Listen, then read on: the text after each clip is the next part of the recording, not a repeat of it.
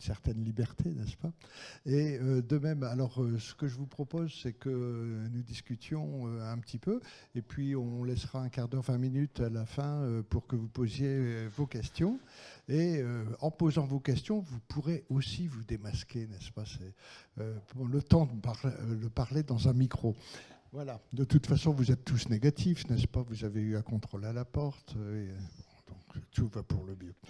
Alors, nous avons le plaisir aujourd'hui d'accueillir Jean-Patrice Roux, qui, comme vous l'avez vu, a produit un livre sur tout sur Jules Verne, ou presque. Ou presque.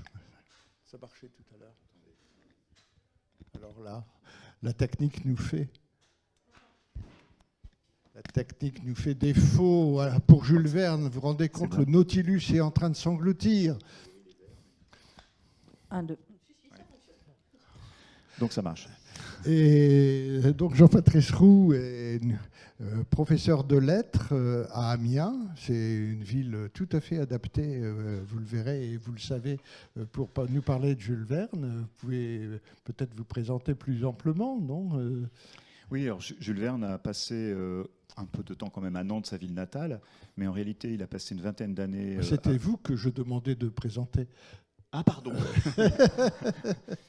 Me présenter moi. Oui, bien sûr. Alors, donc, j'enseigne les lettres, le français, dans un lycée d'Amiens qui s'appelle la Sainte-Famille, et je donne aussi quelques cours à l'université. Voilà.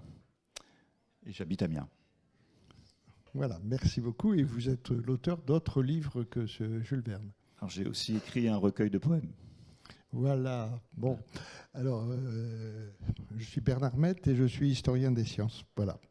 Donc, la première chose que j'ai envie de dire, et lorsque l'on voit le livre,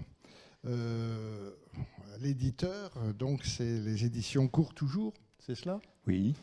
Et visiblement, il y a une maquette de livre qui est très très élaborée. C'est donc vous avez des paragraphes, il y en a plus d'une centaine, mais peut-être 150, toujours avec, vous le voyez, beaucoup d'iconographie, un petit peu de texte. Alors, ce que j'ai envie de vous demander, vous avez envie d'écrire sur Jules Verne. Il y a un éditeur qui veut bien vous publier, ou au contraire, on vous sollicite pour publier. Les contraintes ont dû être fabuleuses pour entrer dans une maquette comme ça. Comment avez-vous fait pour écrire et quelles sont les contraintes qui sont imposées par l'éditeur pour faire un livre avec cette qualité et cette quantité d'informations sur Jules Verne ? Alors j'ai effectivement été sollicité par l'éditeur qui m'a ensuite expliqué le cadre assez strict dans lequel il fallait que je m'inscrive, puisque c'est une collection, en fait. Il y a déjà eu 2 ouvrages dans cette collection aux éditions Court Toujours, qui est une maison d'édition locale, c'est-à-dire qui est dans l'Aisne, et qui publie des auteurs plutôt de la région picarde. Or, il se trouve donc que Jules Verne a habité à Amiens, donc ça rentrait dans le cadre. Les 2 autres livres étant un livre sur Dumas et un autre sur La Fontaine. Et c'est la même maquette en fait pour les 3 ouvrages.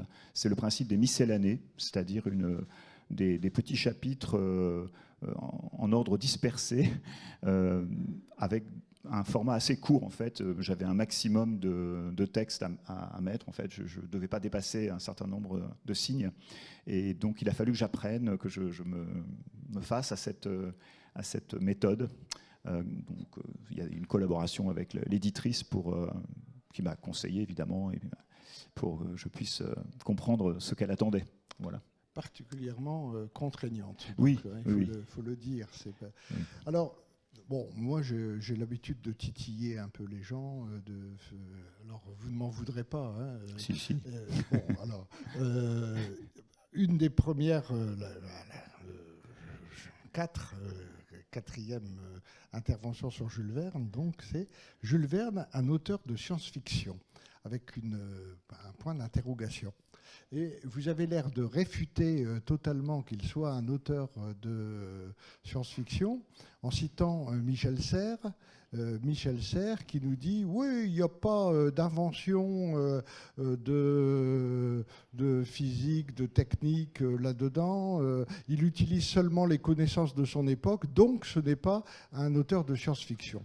Je ne suis pas du tout d'accord avec Michel Serres. Et vous, est-ce que vous êtes d'accord? Est-ce que vous ne pensez pas que la science-fiction, c'est pas seulement inventer des choses on peut faire de la science-fiction quand même en restant dans le cadre des lois connues à l'époque de la physique, de la chimie, de la biologie, non? Oui, alors ma réponse va être un peu, comment dire, je vais composer quelque chose. En fait, les grands thèmes propres à la science-fiction, pour moi, c'est un point de vue personnel, mais ils n'ont été abordés qu'un peu plus tard, notamment par Wells. Et en fait, Jules Verne, d'ailleurs, situe assez peu d'œuvres dans le futur. Je crois qu'il y en a 2 ou 3 qui se situent, une en 1960, même 2, je crois, en 1960, et une autre dans un futur un peu indéterminé. Donc, donc la plupart des œuvres sont situées à son époque, en quelque sorte. Et puis... je vois plutôt Jules Verne comme le grand-père en fait et Wells comme le père de la science-fiction. Alors il se trouve que j'ai beaucoup lu de science-fiction, je me suis beaucoup intéressé à ça, j'ai même fait un mémoire de maîtrise sur ce sujet où j'ai travaillé sur Dune de Frank Herbert dont on parle beaucoup en ce moment. Donc je me suis un petit peu intéressé à ça et c'est un point de vue aussi de lecteur de toutes les nouvelles de science-fiction, de Kadik, de Asimov, etc., qui pour moi sont un peu les références, et j'ai du mal à retrouver ça chez Jules Verne, par exemple.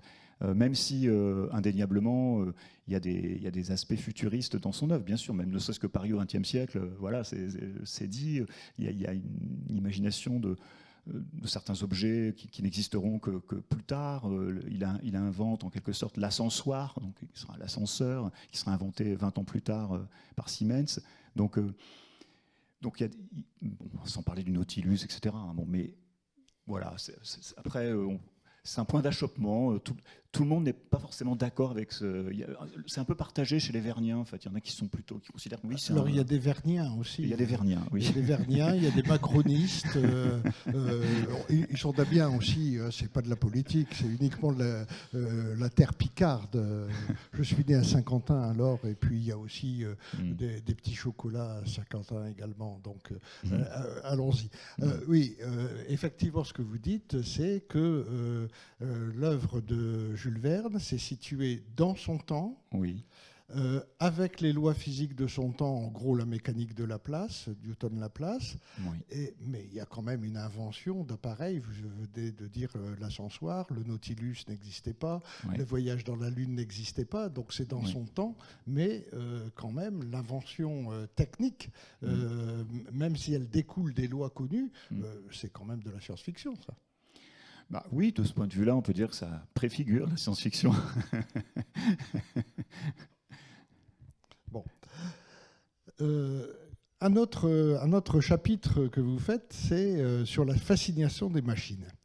Est-ce que vous pouvez nous en parler un petit peu? Oui, effectivement, on vient de le voir, c'est-à-dire il invente des choses qui n'existent pas à son époque, et ces choses qu'il invente, ce sont des machines. C'est un univers, c'est l'univers de la technique et l'élaboration de la technique. Est-ce que vous pouvez nous parler de cela un petit peu? Oui, alors Verne a toujours dit qu'il était fasciné par les machines, c'est-à-dire leur fonctionnement, la technique que ça supposait. C'est quelque chose c'est un monde qui le fascine, et c'est vrai qu'on en retrouve quelques-unes, pas tant que ça en fait, parce que c'est dans une dizaine d'œuvres sur 65, donc c'est pas si énorme, mais c'est vrai qu'elles ont marqué beaucoup, le Nautilus par exemple, ou bien l'Albatros de Robur le Conquérant par exemple, qui est censé plus ou moins avoir des rapports avec l'hélicoptère, mais enfin bon, ça ressemble. En fait, je trouve que certaines des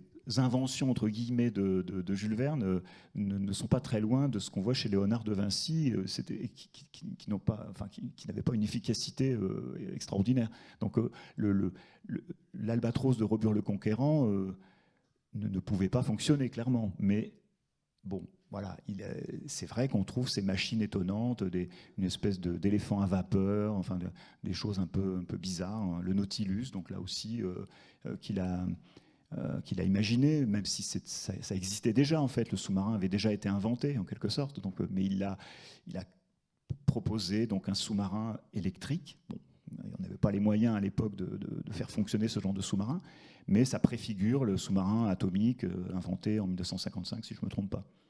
Enfin, réalisé plutôt en 1955. Réalisé, oui. Ouais.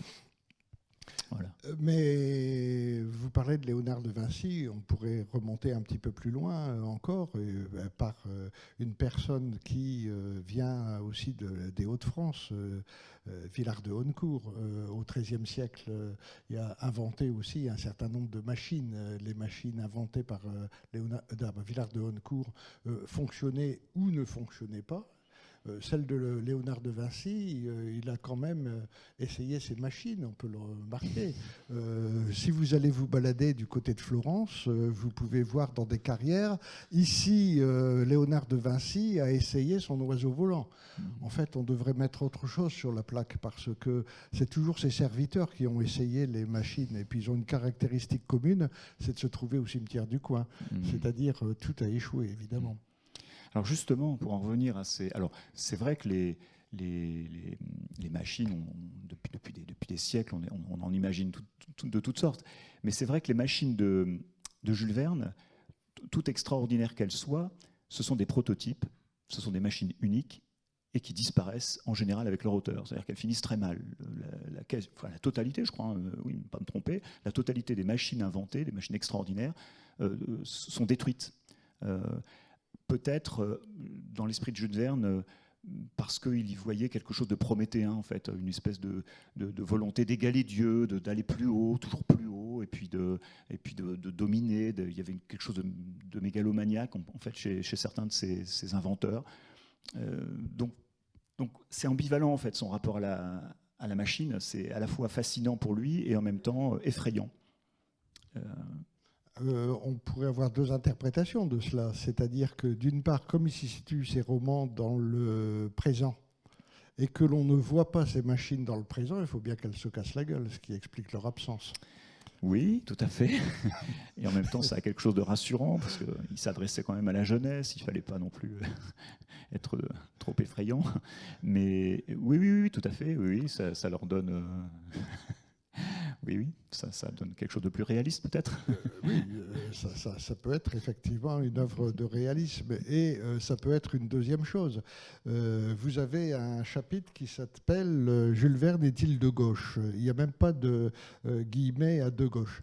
Alors, je vous titille. Hein, c'est un titre un peu provocateur. Oui, oui. J'ai l'habitude de plaisanter et d'ironiser. Est-il de gauche ? Justement, dans ce que vous dites, il est peut-être en partie pessimiste. Or, Jules Verne, dans son époque, c'est l'époque de la science triomphante. C'est l'époque du succès de la révolution industrielle. C'est le succès de la science et se développent des grands courants scientistes dans lesquels la science va résoudre tous les problèmes. Et contre ces courants scientistes, il n'y a guère que les romantiques qui nous disent attention, ça va peut-être être la ruine de l'humanité. Marie Shelley avec Frankenstein ou d'autres encore, Faust de Goethe, évidemment. C'est un peu antérieur, mais nous sommes encore dans une prise de pouvoir de la science et cette prise de pouvoir est telle que, justement, est-ce que Jules Verne est de gauche ? Ce que l'on peut voir à l'époque, c'est que à la fois les capitalistes, qui sont assez puissants, et les socialistes, qui se construisent aussi, c'est l'époque de naissance du marxisme et du saint-simonisme, l'un et l'autre disent que l'on va se libérer par la science. Les capitalistes en faisant des expositions universelles, en montrant les succès de la science, et les socialistes en organisant des cours du soir pour les ouvriers, de telle manière que notre génération est exploitée, mais la génération prochaine, grâce à la science, va se libérer et faire arriver les forces sociales. Et Verne n'est ni l'un ni l'autre. C'est-à-dire que quelque part, il doute effectivement de la science. Le livre qui en prouve le plus, c'est évidemment Paris au XXe siècle, dont vous avez parlé tout à l'heure, mais il n'a pas été publié. Herschel l'a refusé, mais on trouve ce pessimiste ou ce doute quand même parsemant l'œuvre de Jules Verne. Est-ce que vous pouvez nous en parler? Oui, c'est tout à fait exact. En fait, chez Jules Verne, il y a à la fois l'influence du positivisme de l'époque, donc cette confiance dans la raison et la science, qui pourrait tout expliquer, et puis éventuellement tout résoudre. Et puis en même temps, il y a un petit peu aussi de Victor Hugo, c'est-à-dire qu'il y a ce côté un petit peu romantique chez Jules Verne. En fait, il reste des traces de ça. Et, bon, il admirait Victor Hugo, hein, c'est un de ses auteurs favoris, mais justement, il y a toujours ce côté, cette méfiance de la science et de son côté prométhéen chez Jules Verne. Alors de gauche, est-ce qu'il est de gauche? Bon, on ne peut pas dire qu'il était vraiment de gauche au sens d'aujourd'hui, hein, ça c'est sûr. C'était il y a un sens actuellement, vous croyez? Disons qu'il est entré. Bon, il a fait partie du conseil municipal à Amiens, et donc c'était sur une liste qu'on considérait à l'époque comme plutôt à gauche, mais en réalité c'était assez, comment dire, ça correspondrait presque à la droite aujourd'hui. Enfin, c'était pas du tout la gauche telle qu'on peut l'imaginer, une gauche même à l'époque des débuts du socialisme. C'était pas socialiste, clairement. Mais voilà, Jules Verne est sensible à la fois, vraiment, c'est une œuvre ambivalente en fait. Il est sensible à beaucoup de courants en fait. Ça passe à travers toute son œuvre.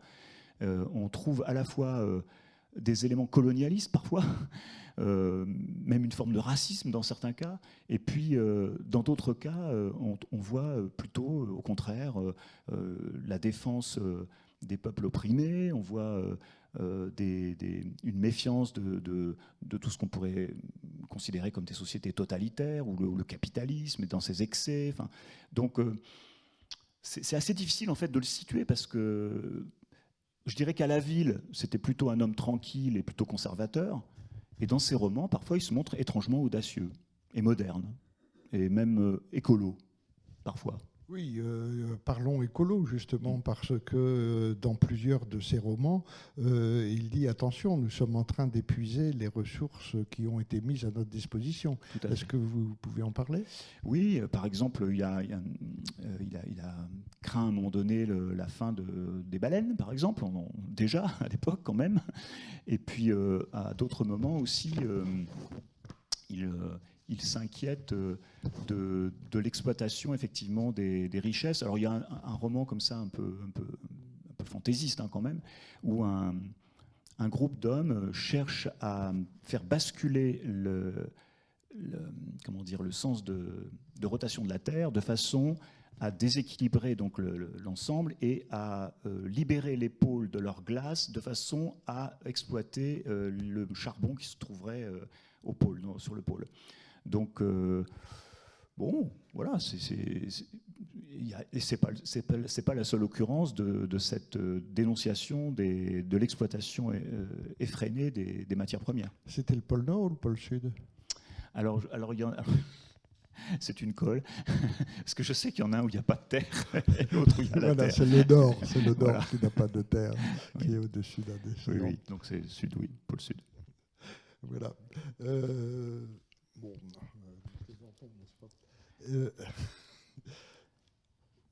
mais quand même, Jules Verne, avec ses critiques de la société de son temps, modérées, mais quand même, son écologie, ses machines prométhéennes qui sont détruites. Il peut avoir la dent dure, quand même. Tout le monde connaît la Terre à la Lune. Et qu'est-ce qu'il fait de la Terre à la Lune? Il y a les marchands de canons qui ne peuvent plus vendre de canons parce que la guerre de sécession est terminée. Oh, c'est la ruine des marchands de canons, vous vous rendez compte? Alors il y a un marchand de canons pour redonner du lustre aux marchands de canons. Imagine faire un gros canon qui va envoyer un obus vers la Lune. Donc là, il y a quand même une dérision en faisant sauver la noble génération des marchands de canons par quelque chose qui va s'échapper de notre terre. Est-ce que vous pouvez en parler? Oui, il y a beaucoup de canons géants chez Jules Verne. C'est pas le seul. Un canon qui envoie d'ailleurs un obus en aluminium, ce qui à l'époque était assez nouveau. En fait, l'aluminium, c'était pas encore une matière exploitée comme aujourd'hui. Et la capsule spatiale, enfin, la construction de vaisseaux spatiaux, on utilisera l'aluminium. Donc ça, c'était une préfiguration assez intéressante. Oui, aussi, et basée aussi sur les propriétés chimiques connues et physiques connues par Jules Verne. C'est-à-dire, il prend de l'aluminium parce que c'est beaucoup plus léger et donc la masse du canon et la quantité de poudre sera moindre. Oui. Oui. Alors après, on sait que les calculs qui avaient été effectués, alors il se fait aider quand même par un mathématicien qui est un de ses cousins, un polytechnicien, ils vont faire des tas de calculs pour toutes sortes de situations de ce type. Mais ils savaient tous les deux que c'était pas possible en fait. Enfin, ils étaient assez conscients que c'était un peu. Il parle quand même de la masse du canon, du recul. Oui. Il essaie de réagir par rapport au recul. La forme sphérique devient ovoïde pour pouvoir loger les deux marchands de canons. Un marchand de canons et un fabricant de plaques de cheminée concurrents. Ils utilisent tous les deux à peu près la même chose. Et plus le français qui a les idées quand même. C'est le français qui a des idées. Et le chien. Oui. Oui. On a. Je ne sais plus de quoi on parlait. Excusez-moi, j'ai perdu le fil. Donc, je dis qu'il s'ancre quand même dans les lois physiques de son époque. C'est ça. Oui, il s'appuie sur... alors, c'est un gros lecteur de revues scientifiques, donc il épluche à tous les jours tout ce qui peut paraître dans le domaine scientifique. Il lit des ouvrages spécialisés, il a aussi quelques amis scientifiques, il fait partie lui-même de la Société de géographie, donc c'est quelqu'un qui vraiment essaye de trouver les renseignements les plus fiables dans le domaine de la science, mais on peut relever quand même dans pas mal de cas des approximations ou des raccourcis ou des erreurs parfois aussi, donc c'était pas... Enfin, est-ce que le but de Jules... quelques lecteurs lui avaient fait remarquer qu'il y avait ici ou là des erreurs, des erreurs d'un point de vue scientifique. Donc, il s'adjoint l'aide d'Albert Badoureau, notamment, ce mathématicien. Mais est-ce que le but vraiment fondamental de Jules Verne, c'était de produire quelque chose de scientifiquement absolument imparable? Je ne crois pas. En fait, il donne un peu l'illusion que ça fonctionne, mais c'est plus un rêveur qu'un pur scientifique. Enfin, je crois que c'est Michel Serres qui parlait de la science patente et de la science latente. Alors, la science patente chez Jules Verne, c'est tout ce qu'on peut relever comme description, par exemple des fonds marins, avec tous les noms scientifiques, des choses comme ça, toutes les précisions tirées des livres de science, qui sont parfois, il faut bien l'avouer, quand même un petit peu ennuyeuses pour un lecteur contemporain. Même si certains, comme Georges Perec, trouvaient que c'était formidable et poétique, très bien. Et puis, il y a ce qu'il appelle la science latente, c'est-à-dire que Jules Verne, quand même, qui avait une certaine connaissance quand même scientifique, avait intégré un certain nombre de lois et les représentait, en quelque sorte, les mettait en scène comme dans, alors c'est l'exemple qu'il donne, c'est l'exemple du Chancellor, qui est un roman peut-être moins connu de Jules Verne, mais qui est vraiment un très très bon roman, dans lequel, en gros, le roman, c'est l'histoire d'un bateau qui va couler. Bon, voilà, c'est à peu près tout ce qui se passe, avec toutes sortes d'épisodes, évidemment, mais où toutes les lois de la physique, en quelque sorte, enfin toutes, non, un certain nombre de lois de la physique dynamisent le récit. C'est-à-dire, ce sont ces lois physiques qui font, en quelque sorte, avancer le bateau et avancer le récit et qui le rendent passionnant.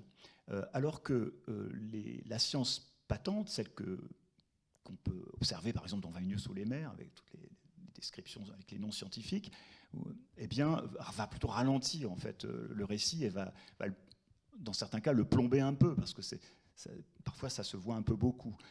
Donc, pour un lecteur contemporain, ou pour les éditions Hachette qui ont repris les livres de chez Hetzel, les éditions Hachette vont retirer un certain nombre de pages des romans de Jules Verne. Donc, certains romans de Jules Verne publiés chez Hachette ne sont pas les romans complets. On a enlevé toutes les parties justement un petit peu considérées comme un peu ennuyeuses, un peu trop scientifiques en quelque sorte. Donc voilà, je trouvais que c'était intéressant cette distinction de Michel Serres sur la science patente, la science latente dans les romans. Oui, et puis on sait le travail des éditeurs.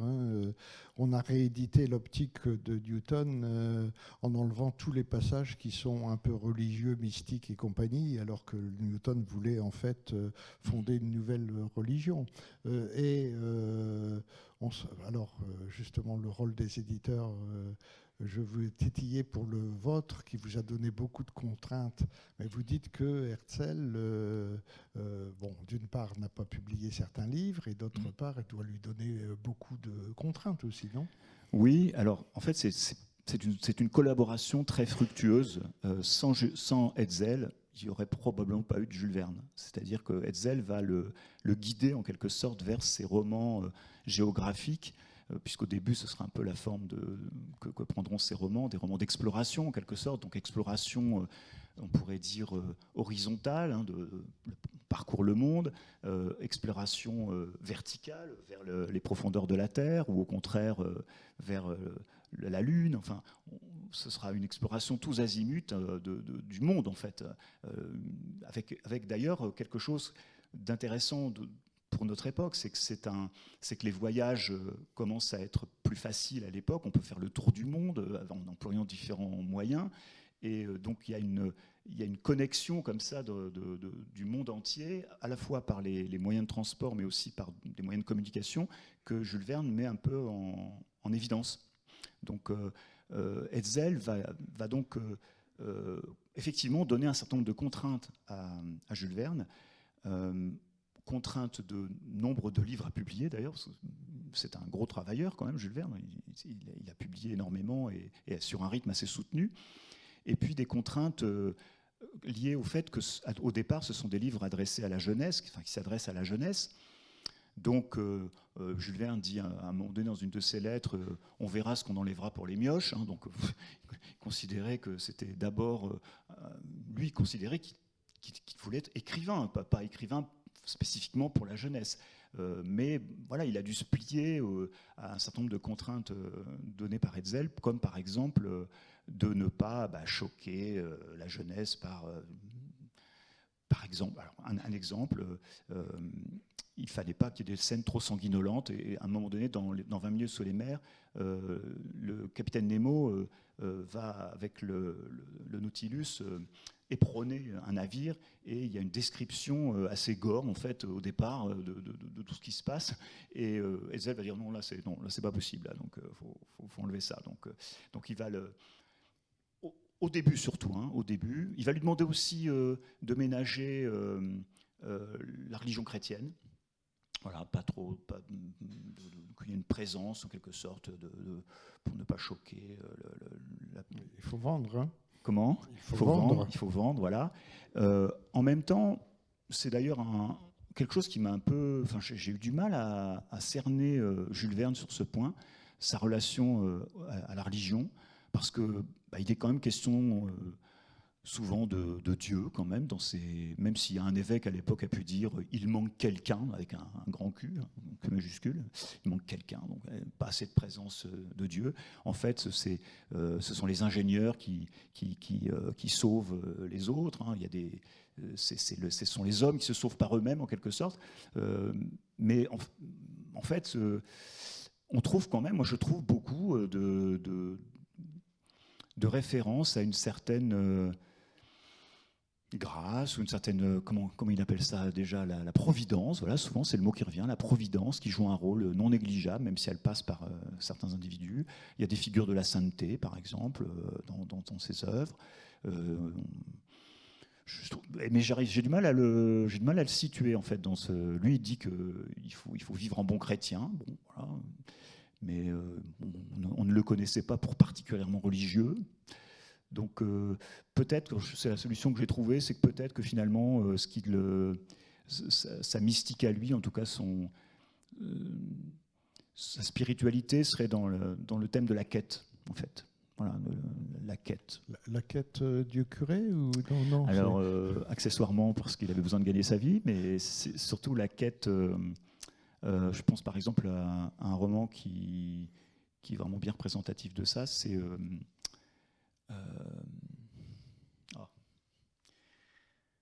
Voyage au centre de la Terre. Voilà, je suis fatigué. Voyage au centre de la Terre, où on a vraiment un voyage initiatique en fait, hein, et on retrouve les grands éléments. Enfin, c'est Simone Vierne hein, qui avait mis ça en évidence, vraiment les grandes étapes d'un chemin initiatique dans ce roman. Mais dans d'autres aussi, puisqu'il y a plusieurs romans sont traversés par cette thématique de la quête. Alors, toujours sur l'éditeur, le rapport aux gravures et à la reliure. Oui. C'est quand même très très présent, les gravures chez... Alors, oui. De qui sont-elles, pardon, est-ce que c'était une obligation d'Herzl aussi d'illustrer de cette manière? Alors, oui, et c'était une nouveauté quand même à l'époque qui est ces gravures. Ça en faisait des beaux livres. Et c'est Hetzel qui est vraiment à l'initiative de ce genre de choses et qui a fait passer le beau livre relié cuir qui à l'époque ne se faisait plus tellement. Il s'est appuyé sur l'industrie qui permettait à l'époque de faire des couvertures cartonnées et d'inclure des gravures par de bons graveurs. Donc il a choisi des gens vraiment compétents. Il y avait des discussions autour des gravures. Il fallait que Jules Verne soit d'accord, que si ça n'allait pas, on changeait de graveur. Enfin, il y avait vraiment tout un travail d'édition très pointu. Et Hetzel comptait beaucoup sur les ventes, notamment des étrennes, pour gagner de l'argent avec ces beaux livres qui étaient dès l'époque recherchés par les collectionneurs en fait. Merci. Alors justement, vous me donnez l'occasion de vous faire un petit reproche. Vous trouverez tout, ou presque, sur Jules Verne. Presque. Mais en ce qui concerne l'histoire des sciences, on distingue des internalistes et des externalistes. Vous êtes plutôt internaliste.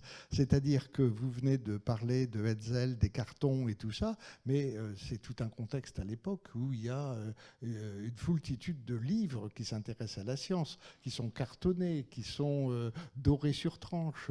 Les Flammarions, avec la découverte, là, c'est pas des romans d'anticipation ou de science-fiction, c'est des descriptions du ciel, de la terre. Ou la vulgarisation. Les figuiers, qui sont aussi reliés avec les merveilles de l'industrie, les merveilles de la technique, les merveilles de la science. Vous voyez, le merveilleux donc de ce courant scientiste. Là, vous ne l'évoquez pas du tout dans votre livre. Non, parce que... C'est une question d'édition ou c'est une question personnelle? Bon, en fait, il y a beaucoup de choses dont je n'ai pas parlé, en fait, parce que c'était pas possible, tout simplement. Il y avait trop d'éléments. Mais c'est vrai qu'à l'époque, il y avait ce goût pour la vulgarisation scientifique de qualité, on va dire. Mais justement, ce qui fait l'originalité de Jules Verne, c'est d'avoir, fait se rejoindre à la fois la science et le romanesque, la science et l'imaginaire. Ça, c'était nouveau, en fait. C'est le premier vraiment à avoir réussit ce tour de force de rendre des romans attrayants tout en se faisant l'écho des connaissances scientifiques de l'époque dans toutes sortes de domaines, parce qu'il n'y a pas, évidemment, il n'y a pas que les machines, il n'y a pas que la géographie, il y a beaucoup de sciences différentes qui sont évoquées dans ces romans.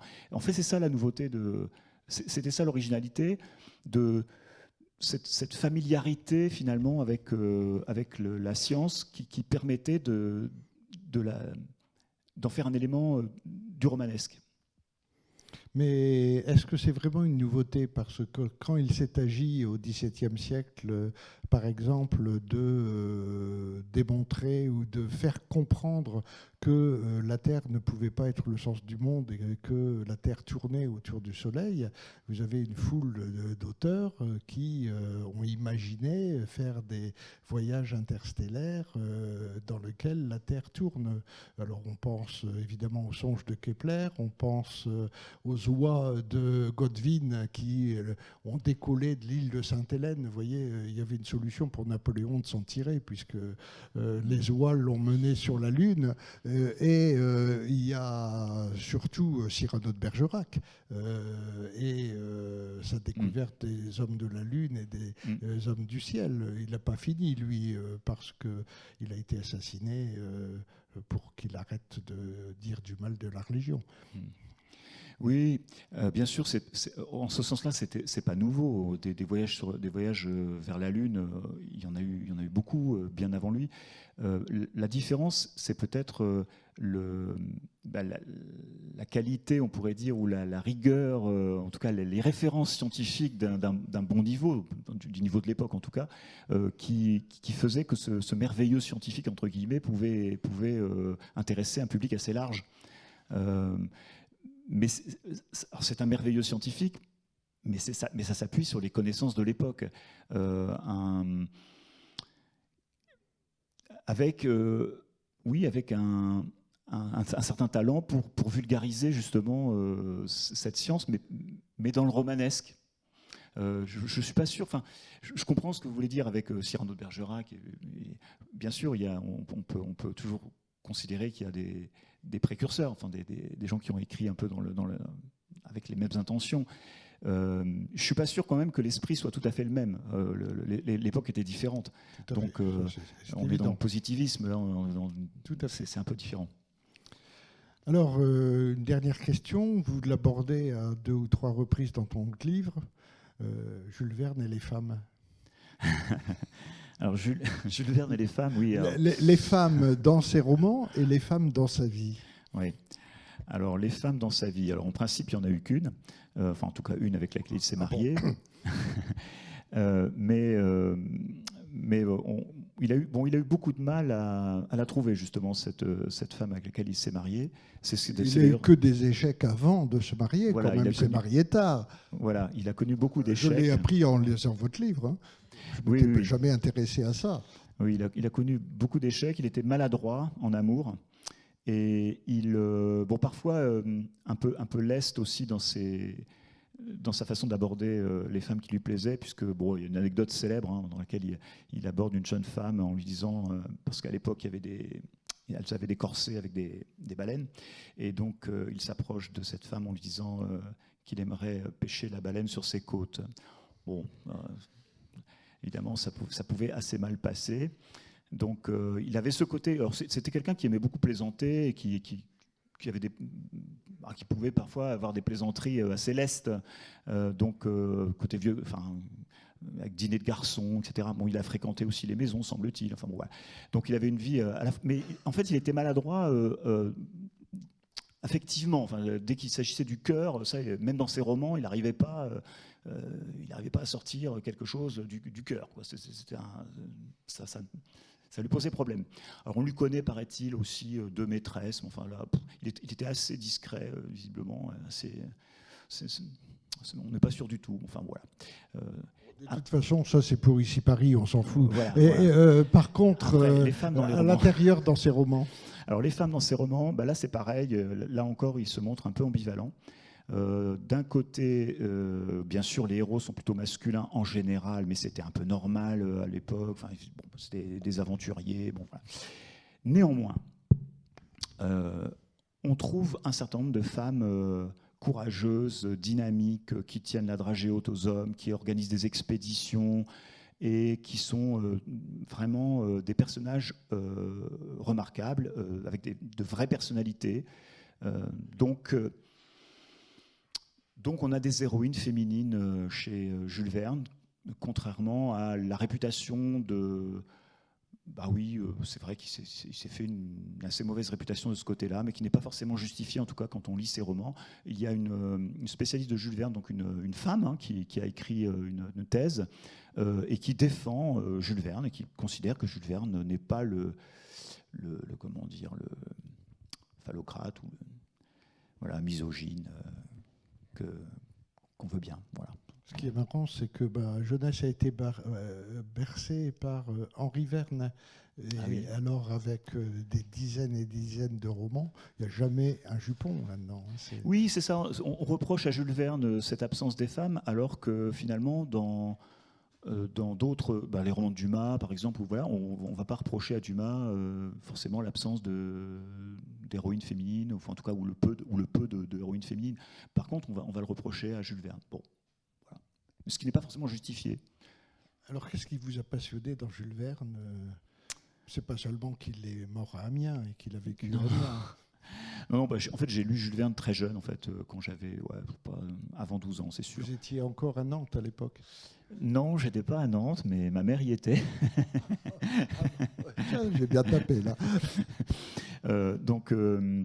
Non, j'ai lu Jules Verne donc très tôt et ça m'a beaucoup plu et je peux dire que d'une certaine façon j'ai vécu au 19e siècle parce que j'avais vraiment l'impression en lisant ces romans d'être dans cette époque-là, donc ça m'a beaucoup marqué à l'époque. Je l'ai retrouvé plus tard quand j'ai travaillé sur la science-fiction et puis je l'ai relu bien sûr à l'occasion de ce livre. Alors je n'ai pas lu tous les romans de Jules Verne, ça je dois avouer que j'ai pas encore terminé, je suis encore en train d'en lire quelques-uns. Mais j'en ai découvert que je n'avais pas lu jeune, notamment Le Chancellor. J'ai trouvé que c'était vraiment un roman incroyable. Le Sphinx des glaces, vraiment ça aussi, j'ai trouvé que c'était vraiment un roman assez incroyable. Une suite d'Edgar Allan Poe. Donc ce que j'aime, c'est ce côté... c'est un... Alors je vais prendre un terme anglais, c'est pas très bien, mais parfois ces romans, c'est des page turners, comme on dit en anglais. On Ils a sont vraiment envie de... acculés, hein, les Anglais, alors allez pas là. Hein. Il aime bien les Anglais en plus, Jules Verne. Il y a beaucoup de héros anglais ou anglo-saxons chez lui. Donc oui, ce que j'aime, c'est ça, c'est ce côté à la fois roman d'aventure et en même temps en fait, je crois que ce que j'aime le plus, c'est justement le thème de la quête, en fait. Voilà, c'est l'espèce de quête des personnages, quelle qu'elle soit, qui les emmène dans toutes sortes d'environnements. Les qualités d'écriture, bien sûr, mais je crois que oui, c'est ça, c'est ce qui m'a plus touché, c'est le thème de la quête et du mystère humain qu'on trouve.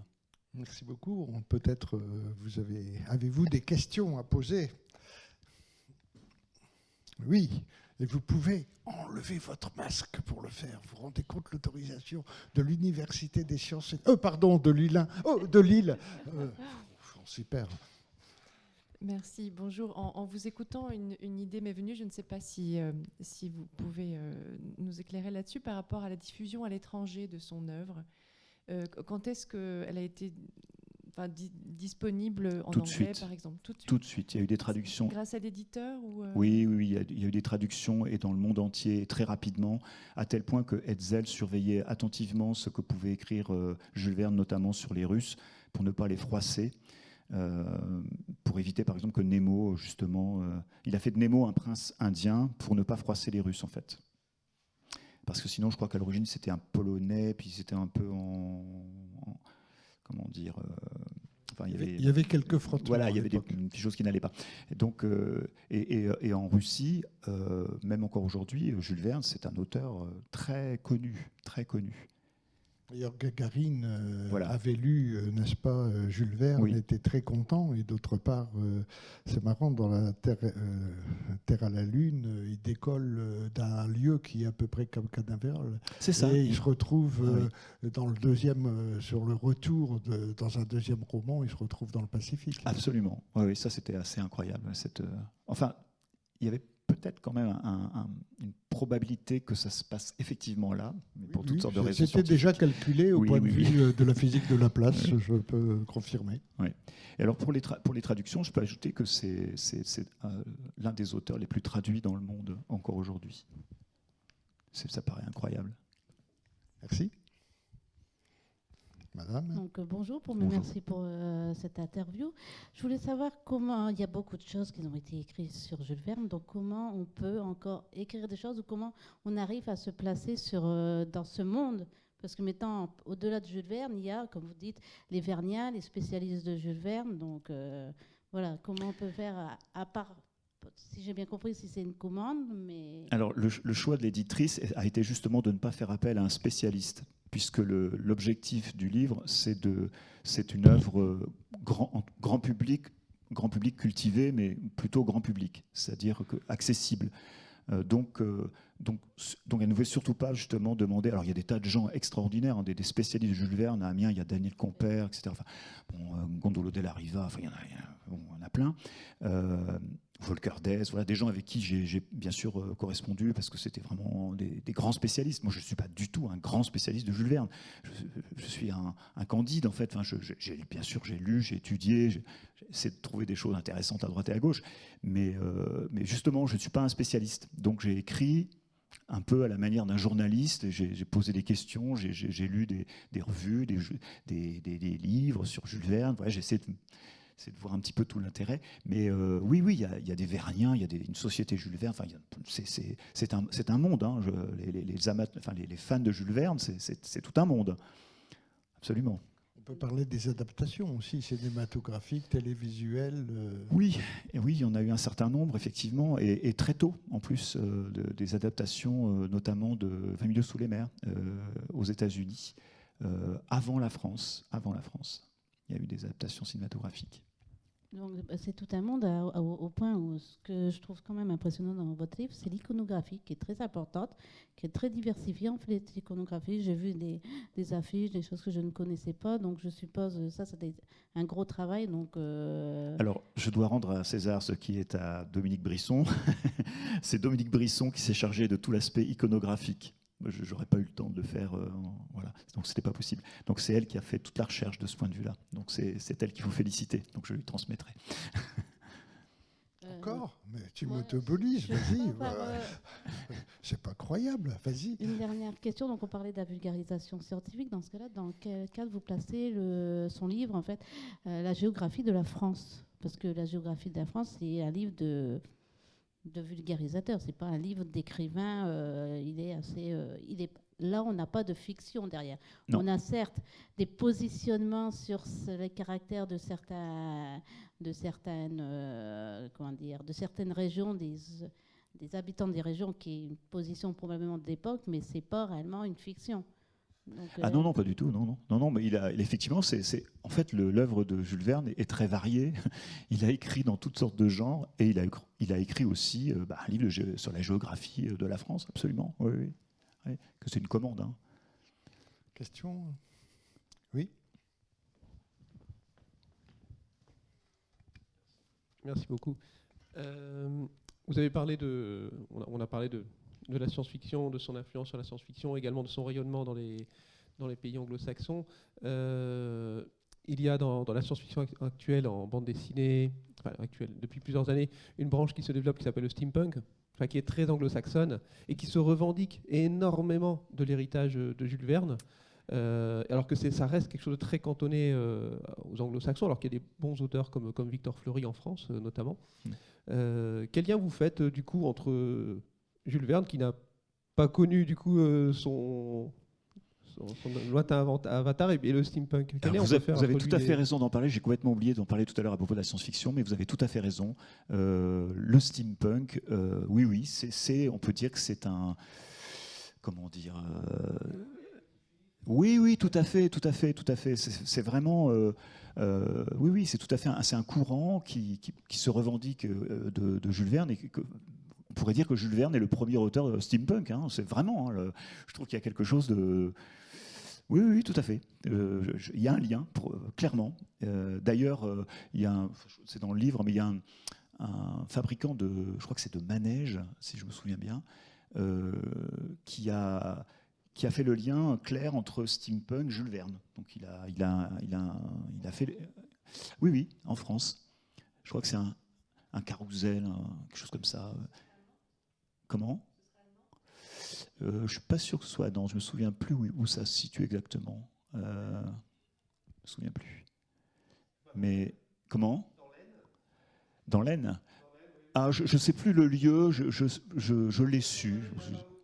Ouais. Oui, bah c'est possible. J'avoue que je ne me souviens plus du lieu exactement. Mais en tout cas, steampunk, Jules Verne, moi je trouve que ça colle très très bien. Absolument. Oui. Autre question ? Oui ? Vous pouvez enlever votre masque. Vous avez le droit. Oh, monsieur a une barbe. Merci.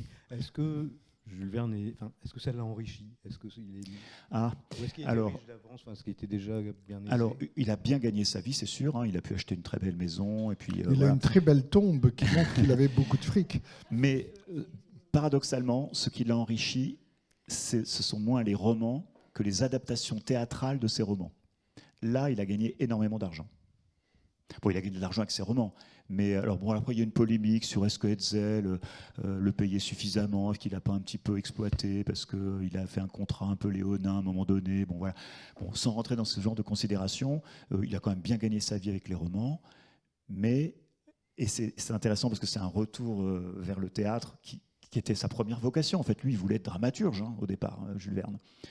Et donc, l'adaptation théâtrale de ces romans a été un succès phénoménal. C'était des grands spectacles avec des tas de machines, des animaux sur scène. Enfin, c'était du grand spectacle. Et il a gagné beaucoup d'argent. Et ce n'était pas seulement en France, c'était dans le monde entier. Donc oui, ça va. Il a gagné sa vie correctement. Eh bien, merci beaucoup, Jean-Patrice Roux. Merci beaucoup. Merci de votre vous invite présence. à continuer la discussion